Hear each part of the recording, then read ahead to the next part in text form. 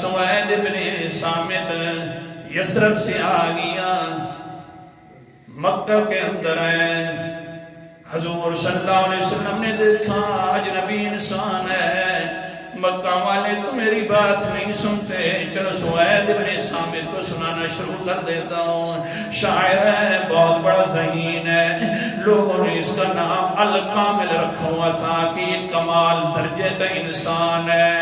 اللہ اکبر کبیرہ، یہ الکامل بیٹھا ہوا ہے۔ حضور صلی اللہ علیہ وسلم نے فرمایا، الکامل اے سوید کلمہ پڑھ لا الہ الا اللہ محمد الرسول اللہ، کلمہ پڑھنے اے سوید بن صامت ہے الکامل انسان ہے، تو الکامل ہے، سوچ سکتا ہے میں سچا رسول ہوں اللہ تعالیٰ کا۔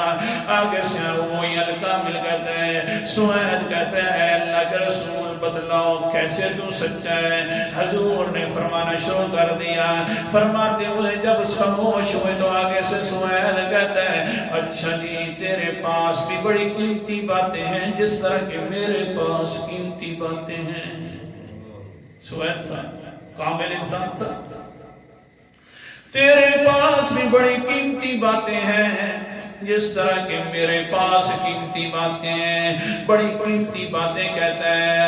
اللہ اکبر کبیرہ، حضرت لقمان علیہ السلام کی نصیحتیں نکال لیتا ہے، نصیحتیں نکال لیتا ہے اور کہتا ہے، اے محمد صاحب جی تو نے باتیں سنائی ہیں اور حکمت لقمان میرے پاس میں موجود ہے، تو سن لے۔ حضور صلی اللہ علیہ وسلم اب سننا شروع فرما دیتے ہیں۔ آگے سے سوید وہ والا جو تھا حکمت لقمان والے صفحات وہ پڑھنا شروع کر دیتے ہیں۔ پیغمبر جس وقت سن رہے ہیں وہ پڑھ رہا ہے، ختم کرنے کے بعد کہتے ہیں سوید سنو جی مزہ آیا ہے یا نہیں آیا؟ اللہ کے رسول نے فرمایا ہے تو اچھی باتیں لیکن اس سے بھی زیادہ اچھی باتیں میرے پاس موجود ہیں۔ سبحان اللہ، سنو کون سی باتیں ہیں؟ اللہ کے پیغمبر علیہ السلام نے سورۃ لقمان پڑھنا شروع کر دی ہے۔